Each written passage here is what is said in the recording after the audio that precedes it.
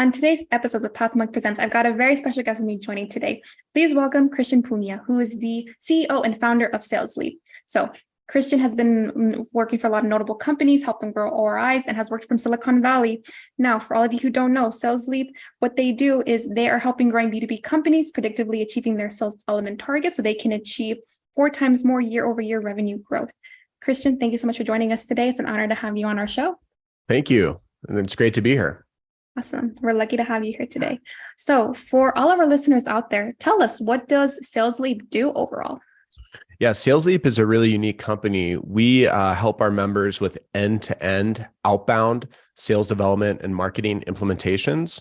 So we take them through the full strategy process on getting clear on their ideal customer, how to communicate to them, writing all their marketing copy. We're a HubSpot Platinum partner, so we implement all the copy into automatic workflows. We recruit their sales development staff or augment their current sales development team, and then help them hit their sales development target. So it's an end-to-end transformation, really 90 to 180 days to get everything set up. And then we have an agency that serves them ongoing. So it's really taking care of everything outbound. Very unique. Oh, well, yeah, definitely really unique. So then who are your clients then? Do you focus on specific sectors or do you cater to all industries? Yeah, so we focus on growing B2B businesses. So we only focus on B2B. Our average companies are doing between $1 million to 12 million in revenue when they come to us. And some, for example, like a company Upshift came to us at 2 million. 2 years later is already tracking at 100 million ARR. So they come to us at that stage fairly early in their sales scalability. And we really help them gain consistency and ongoing results with that. Oh, wow. That's awesome. Super cool. So then how do your clients typically find you then? What's the main acquisition channel? Is it mainly digital marketing, inbound? Is it through word of mouth, referrals? We have multiple channels going, but what's unique about SalesLeap is our product is our process. So looking back, I'm a past SaaS head of sales. So I've scaled Series A companies through D rounds, raised over 100 million in venture. So my frontline experience is in building sales teams and going to market.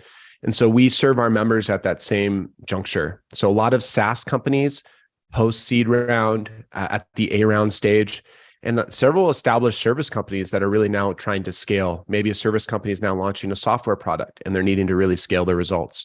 So it's a blend of service and SaaS. I'd say about 60% SaaS. All right. Super cool. Now, we're going to shift gears and we're going to talk about your website.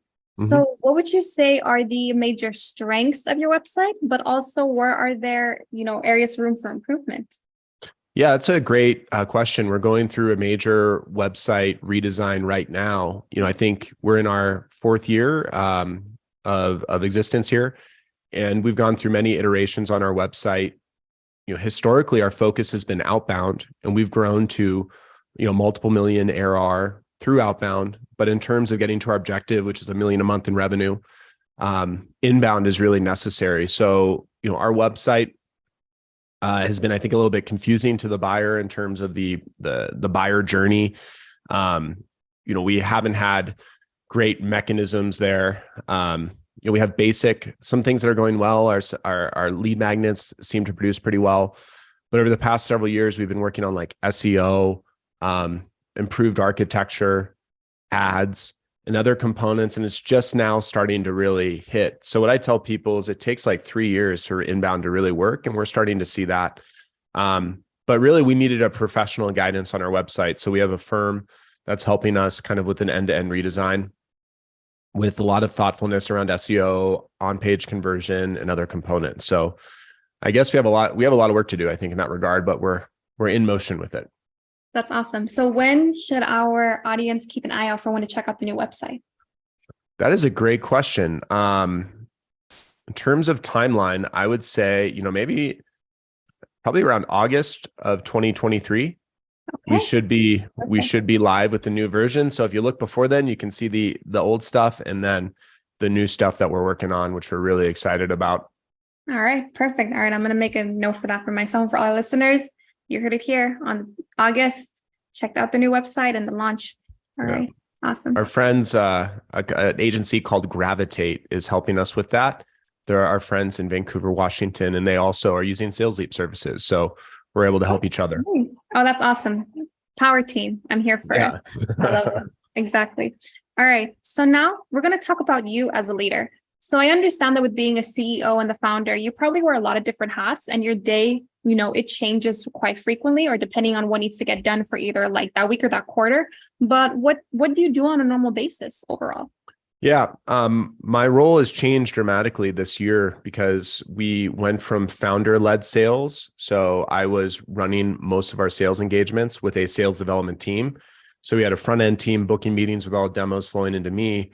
And then most of my focus was closing deals and generating revenue. Now we have a great sales leader in place.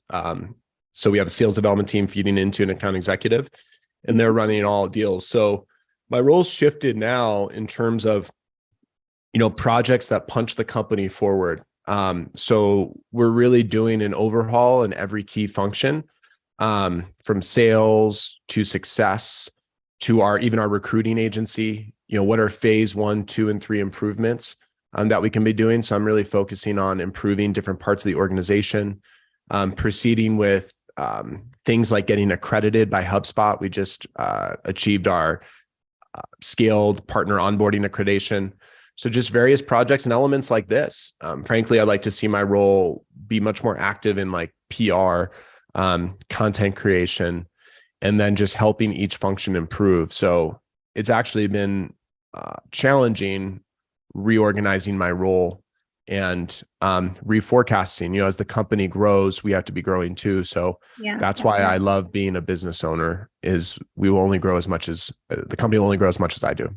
Yeah, and there you go. So you're able to, you can be able to see what areas, you want to focus more and put more of your time into, or are there areas we can provide additional support to make sure that, like, as you said, it's going and it's just increasing, where there's no blockage. Yeah. Some other areas there are just really cleaning up our product marketing vision, simplifying things, focusing on lifetime value of customers and how we grow that. So it's a fun place to be and getting to dance around the business now. Yeah, totally. That's awesome. So we're getting close to the end of our interview, and I'm going to send you some rapid fire questions. Are you ready? Let's do it. Perfect. All right. So what is the last book that you read? That's interesting. I'm reading Building a Story Brand right now, and also have a great relationship. So I'm reading lots of books on relationships. So making marriages and things work. So anyways, I've got some relationship goals, but business-wise, Building a Story Brand is a book that I've been reading as a frequent. One I highly recommend too is Think and Grow Rich by Napoleon Hill. That was really profound to like launching SalesLeap and getting going with this. All right, perfect. I'm going to check some of those books out too. Those sound really, really good. Now, if there were no boundaries in technology, what would be the one thing that you would want to have fixed in your role as a business owner today? There's no boundaries in technology. I think it would be to have it would be to have a SaaS solution tied into our portfolio. So we have a portfolio of 85 B2B companies, building software that solves the problems we see and then taking that to the broader market. Building software is extremely challenging though. We run a service company to date, and so just haven't been ready to take on those complexities. So if that wasn't an issue and I could just snap my fingers and have an exceptional SaaS product, I think that's what I would do. And the reason is, as agency owners, that would allow me to increase my valuation of the company dramatically, maybe from a 3x multiple to more of a 10x multiple. Yeah, no, definitely. So my next question is, so given your background and, the amount of experience that you have had, with prior to finding, sales and leads within, the SaaS and service companies, how did you, end up becoming, a business owner? What's your backstory to how you got here overall? Yeah, it was really around freedom, and it was ultimately freedom, building, and scaling software as a service companies in Silicon Valley from 100K ARR to 30 million ARR, raising over 100 million in venture. I was really unhappy in those roles, as a substantial owner, but ultimately an employee. And I wanted more time and location freedom. I also value helping multiple companies grow and not just being within one entity. So I'm more of a growth artist. So for me, I'm much more inspired to help many people grow as opposed to just one entity, and then having more freedom and flexibility. I'm an entrepreneur at heart. And so it was kind of life or death for me to figure this out, which ultimately I didn't launch my first business until I was 35. So anyone out there listening, the journey for everyone is different. No, I agree. And I love how you summed it up too, where, the journey is different for everyone and it's never too late either, like exactly. Never too late. Yeah, exactly. If you're doing what you think you should be doing and you're unhappy, you probably, you want to give that some thought. 4-Hour Work Week was a big book, Tim Ferriss, in terms of like, oh, wow, if I want freedom, I need to, like you're in Barcelona traveling, and that was really interesting to me. And the only way to do that prior to like the pandemic, when work remote was like a thing, was to kind of launch your own deal. Yeah, exactly. And you summed it up perfectly. So now, what is the one piece of advice that you would give yourself if you were able to go back and restart at the beginning of your career? That is a good question. The one piece at the beginning of my career. Yes, beginning of your career. What would you tell yeah, if we're thinking of Christian coming out of school, it's really be cautious over the things you prize, because they may not be your own. Meaning a lot of the goals I set were my belief on what success was by looking at the people around me. The people around me were, driving Ferraris and leading companies in a very fierce kind of hierarchical ways. And that's what I thought success would be for me. And when I started to put myself in that environment of things and positions, I was really unhappy. And so I left kind of senior leadership roles to start a solopreneur business. And now I'm a CEO and I have a big business and stuff, but it was only through moving away from that. So I just like, are your goals really yours? I think until I was 35, I realized I was not following my own goals, which were about freedom and joy, not about prestige and money.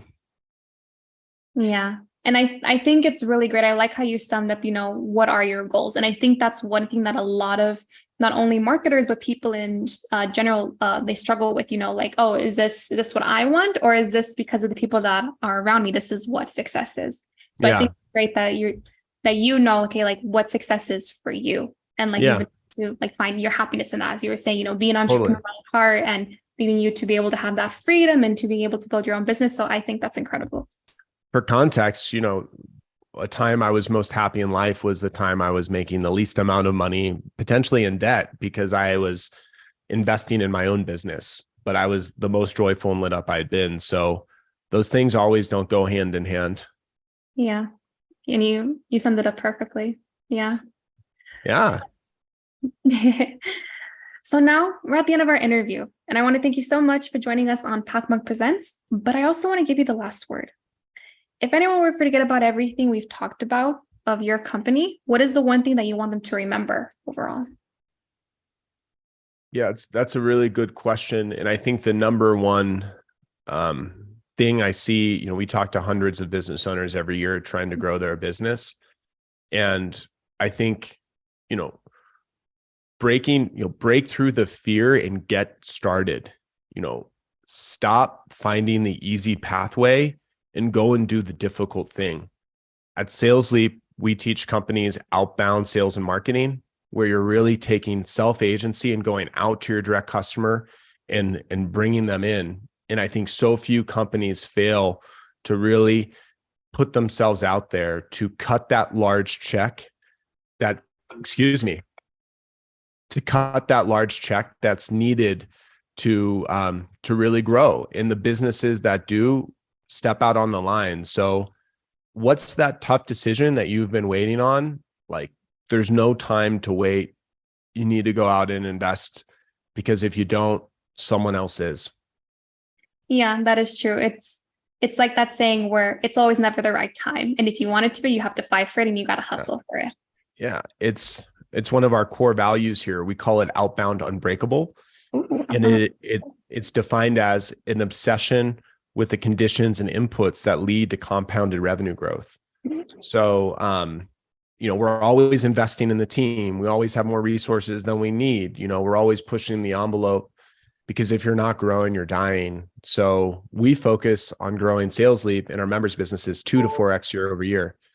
That metric of how do I double or quadruple is a great frame for all this, for putting everything into it, right? So let's level up the goals and allow them to stretch us towards greatness. Absolutely. All right. Well, thank you so much again. Thank you. This was great. Awesome. You're a wonderful host, and I really like how you led this. So thank you so much. Thanks. Yeah, absolutely. Yeah, it was an honor getting to know more about you and your company and, your growth story. So thank you again. And for all of our listeners, check us out next week.